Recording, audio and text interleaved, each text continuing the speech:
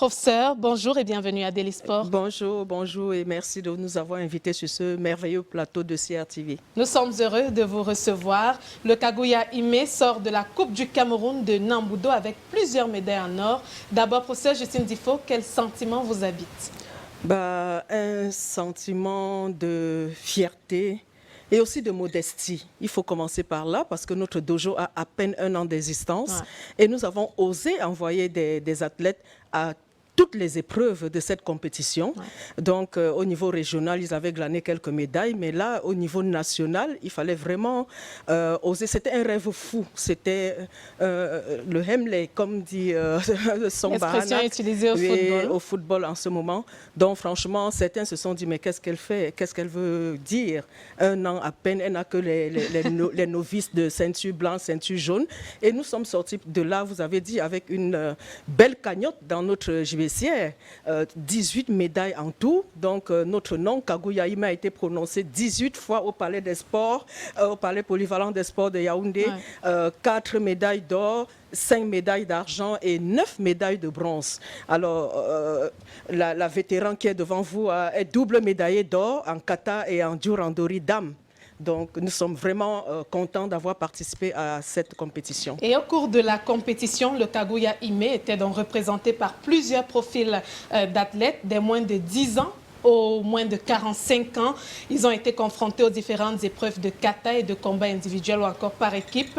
Vous nous avez donné à peu près les médailles, le nombre de médailles que vous avez glanées, c'est assez colossal. Mais quel bilan faites-vous de façon globale de votre participation, de votre prestation pendant cette saison de Nambudo au Cameroun? Alors, pendant cette saison, nous avons participé à beaucoup d'activités au niveau régional, au niveau des clubs, et nous avons surtout réussi à abriter la compétition, le stage régional de Nambudo pour l'ouest et le nord-ouest, en créant un dojo à Baham, dans l'arrondissement de Baham, au département des Hauts-Plateaux. Donc, le dojo Kaguya Himé existe bel et bien à Yaoundé et à Baham. Et voilà, et nous avons eu des médailles d'or au niveau régional. Cet enfant de moins de 15 ans est triple médaillé d'or de l'Ouest et du centre. Aujourd'hui, les médaillés d'or au niveau national. Nous avons dû demander la permission à son père pour qu'il soit avec nous ici ce matin. Et il y a une petite fille, vous connaissez l'aspect genre, et vous voyez bien, par un heureux hasard. Sont plus nombreuses, nous sommes 5 filles et 5 hommes ici aujourd'hui.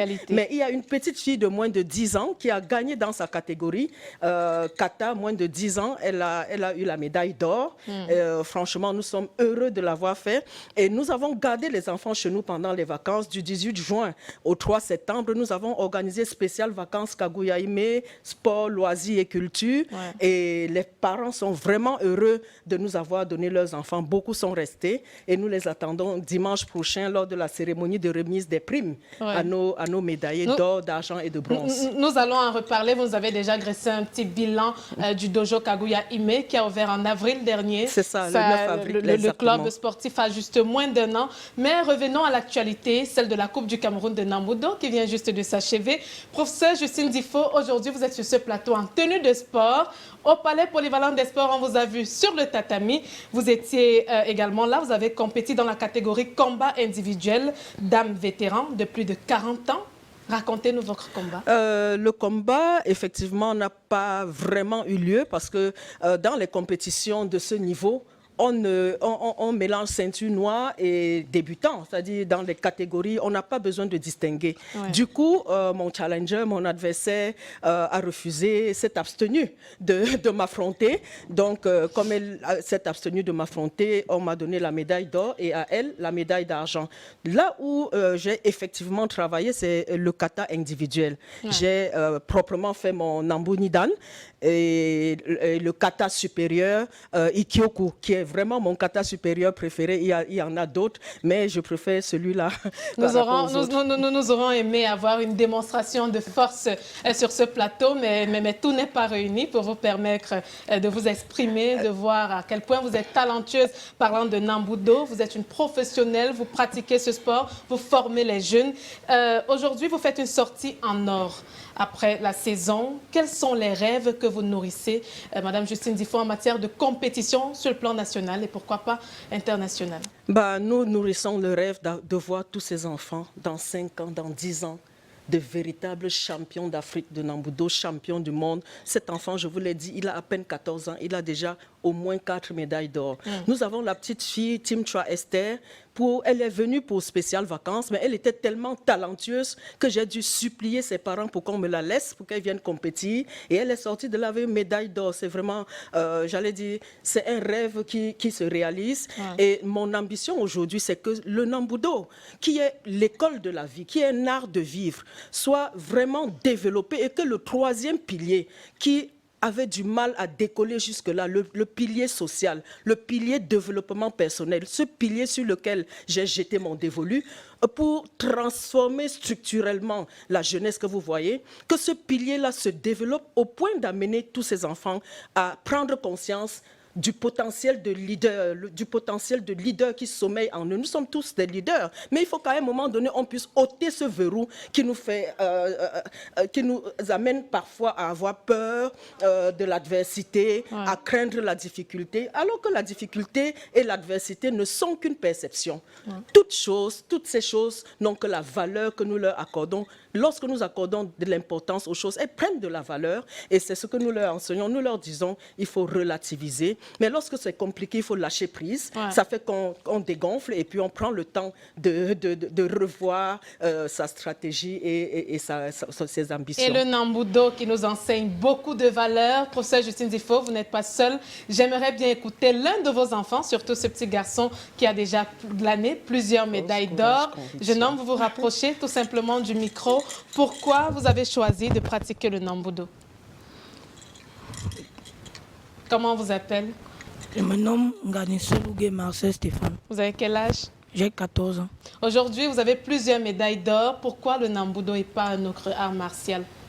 J'ai choisi le Nambudo parce que depuis petit, j'aimerais faire un art martial qui peut pouvoir calmer ma force, qui peut pouvoir me canaliser sur un sport. Et je ne voudrais pas faire d'autres arts martiaux parce que le Nambudo, c'est l'école de la vie. Il nous enseigne plusieurs choses qui me rendent fier vraiment. Qu'est-ce que le Nambudo vous a enseigné, à vous particulièrement? Le Nambudo m'enseigne la maîtrise de soi, la conviction, la force, le courage. Et ça m'enseigne comment faire mon école, comment pouvoir gérer ma vie. Aujourd'hui, à l'école, puisque vous êtes élève, lorsque l'un de vos camarades vous provoque, quelle est votre réaction? Parce que vous êtes pratiquant de Nambudo, est-ce que vous allez au coup de poing tout de suite? Non, vraiment pour les problèmes, quand la meilleure chose à faire quand on t'attaque, c'est d'esquiver. Parce que le Nambudo m'apprend l'esquive. D'accord. Et aujourd'hui, vous rêvez d'être comme qui? Est-ce que vous avez un modèle dans le monde du Nambudo à qui vous voulez ressembler? Pour vous dire, j'aimerais vraiment ressembler au fondateur lui-même du Nambudo pour pouvoir aussi créer pour moi. Et voilà qui est bien dit. Merci, jeune homme. Merci pour toutes ces explications. Professeur, je reviens à vous. On parlait tout à l'heure du dojo Kaguya Hime qui a ouvert ses portes il y a quelques mois seulement et aujourd'hui, les résultats sont visibles. À part le Nambudo, on va juste un petit peu parler de ce club sportif. Qu'est-ce que vous proposez à cet endroit? Il faut dire que justement le Nambudo a fondé ce club, mais en réalité c'est un Budokan. Comme on le dit en japonais, c'est-à-dire c'est une académie, une école qui enseigne des voies, plusieurs voies. Et nous avons accueilli dans notre gymnase, parce qu'il faut le dire, c'est un gymnase qui accueille le karaté. Et nous sommes affiliés à la Fédération camerounaise de karaté également, qui accueille le judo, pareil. Et nous avons également accueilli le sambo à nos débuts. Aujourd'hui, il est un peu en berne. Et voilà, la boxe anglaise, nous faisons aussi de la boxe anglaise chez nous.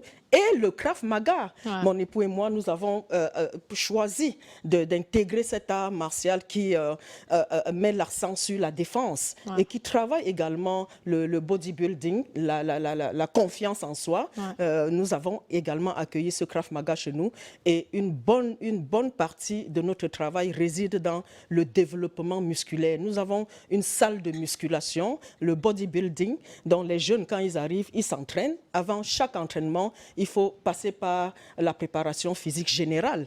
Et cet exercice nous permet d'être performants. Je dois apporter une précision. Nous avons inauguré le dojo Kaguya Hime Budokan le 9 avril, mais nous travaillons depuis, on va dire, c'était le 25 mars 2021. Que nous avons commencé à travailler, étant même en chantier sous la dalle, nous avons commencé à travailler, nous avons accueilli même un stage régional au cours duquel nous avons organisé une séance de changement de grade. Donc voilà un peu ce qui est dit sur Votre présence est l'occasion pour nous de continuer à sensibiliser les uns et les autres sur l'intérêt de pratiquer une activité physique qui vous permet de vous remettre naturellement en forme, qui vous permet de rester toujours aussi jeune que le professeur Justine Lordifo. Et voilà, vous avez une actualité dans les prochains jours, vous nous l'annonciez il y a un moment.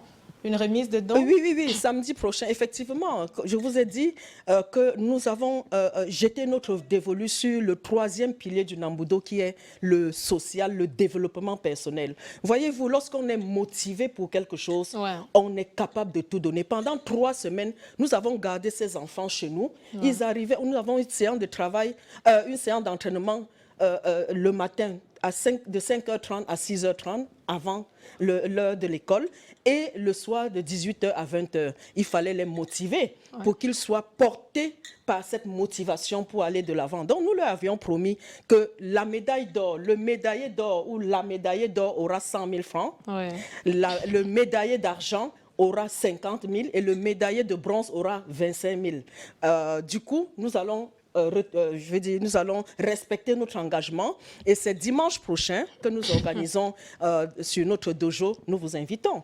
Nous organisons sur notre dojo avec la présence des parents, des amis, des proches, de la presse, une séance de démonstration. Chaque jeune va nous démontrer au public ce qu'il a fait pour avoir sa médaille. C'est aussi une occasion d'assurer la promotion du Nambudo dans cette communauté authentique que nous sommes en train de développer à Olembe.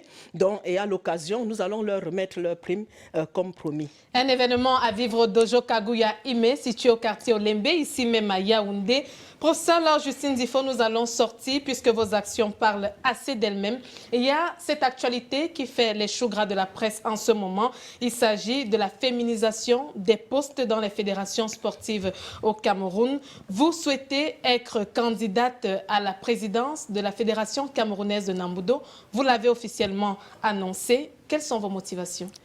Ma première motivation, c'est que le président de la République a créé un boulevard d'opportunités en matière d'égalité homme-femme à travers sa vision annoncée à Garoua en 1995, où il disait qu'il faut faire de l'égalité homme-femme une réalité au Cameroun.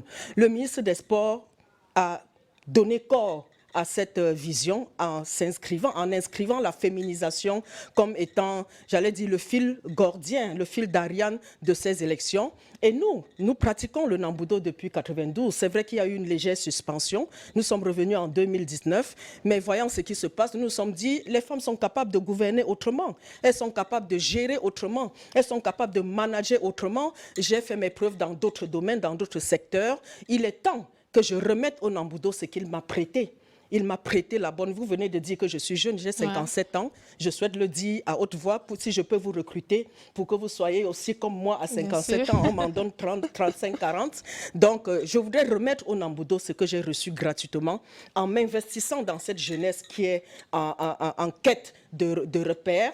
Elles sont en train de dire qu'elles veulent me ressembler. Leurs mamans, nous avons même déjà des mamans du quartier qui viennent faire le Nambudo. Elles ont déjà 35-40 ans. Ça, c'est un sujet de joie et nous pensons que la jeunesse Nambudokat a besoin de ce développement personnel, qu'on s'occupe d'eux et qu'ils sachent que lorsqu'ils pratiquent les arts martiaux, ils peuvent aller au-delà et on s'occupe de leur vie académique, de leur vie professionnelle. Voilà ce que l'éducatrice que je suis veut apporter au Nambudo aussi. Vous parlez avec beaucoup d'émotion, on peut lire cette forte motivation sur votre visage. L'heure est à la bataille électorale en ce moment. Les femmes réclament une place à la tête des différentes fédérations sportives et civiles nationales au Cameroun, alors que les élections approchent, on l'a annoncé d'ici la fin d'année. Est-ce possible de féminiser les postes? Suivons d'abord ce reportage d'Evariste Yenga. Femme, où es-tu parmi les 52 dirigeants de fédérations sportives? À peine sur 2 fauteuils et la partie ne leur est pas facile. Être une femme au milieu des hommes n'est pas facile. C'est pas facile parce qu'on a toujours l'impression que la tâche vous est facilitée du fait que vous soyez une femme. Je dis non, parce que là où les hommes doivent faire moins d'efforts, les femmes sont obligées de faire plus d'efforts pour mériter leur place, pour prouver qu'elles sont là par rapport au mérite. Autodiscrimination, autocensure et profil inadéquat, 3 défauts qui bloquent la femme sur le banc de touche. Elles s'autocensurent, elles se disent est-ce que nous allons y arriver?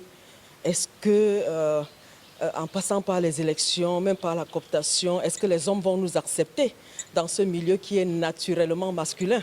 N'est-ce pas? Ce n'est pas évident de formater l'esprit des femmes pour qu'elles comprennent que les arts martiaux, c'est un sport, c'est d'abord et avant tout un sport, une pratique, un art de vivre. Le vrai problème des femmes, c'est qu'elles ont peur d'oser et qu'elles sachent qu'on n'ira pas les chercher. Il faut qu'elles se présentent pour pouvoir montrer leur potentiel et leurs capacités. Parole de femme, après la recommandation du ministre des Sports de les voir plus nombreuses à la tête des fédérations, le poste de président les tente. Je suis même plus que tentée. Je suis très engagée à prendre la fédération camerounaise de Nambudo, que je pratique depuis 30 ans. Je pratique le Nambudo depuis 30 ans. J'ai fait mes preuves dans d'autres domaines et cette expertise peut également aider à reconstruire, à relever, à moderniser, n'est-ce pas, le Nambudo Cameroun. Si le professeur Justine Difo transpire courage et détermination, d'autres femmes sont tapies dans l'ombre. Nous avons pris en compte l'approche genre dans notre organisation parce que vous savez, la vice-présidente, l'une des vice-présidentes de la Fédération camerounaise de Nambudo, qui est une dame. Les femmes ne sont pas en reste dans notre fédération et je crois qu'elles sont là, elles sont présentes. Mais attention, il n'y aura pas d'élégance masculine. Tout président est élu, toute présidente aussi. C'est une question de démocratie. Il ne faudrait pas oublier qu'il y a quand même des femmes qui sont présidentes de fédération à l'heure actuelle. Mais nous voulons accroître la capacité des femmes, le nombre, l'effectif des femmes dirigeantes de fédération. Il faudrait relever que, dans chaque association, dans chaque fédération, qu'on ait quand même des femmes présentes, des femmes qui militent. Parce qu'on ne va pas aller chercher au quartier, monsieur le ministre l'a dit, je répercute ici, c'était son point de vue. Sur la parité homme-femme, certaines fédérations ont anticipé. Elles veulent qu'on soit du 50-50, mais vous savez, il faudrait, tout vient progressivement. Être présidente de fédération sportive, c'est accéder au pouvoir. Le pouvoir, il s'arrache, va falloir mouiller le maillot. Et peut-être marquera-t-elle l'histoire, Justine Difo, encore sur ce plateau. Le temps pour nous de vous dire au revoir. Nous vous souhaitons bon vent dans vos différentes démarches, dans la pratique du Nambudo et pourquoi pas dans le processus électoral qui va bientôt démarrer. Merci d'être venu sur ce plateau, professeur.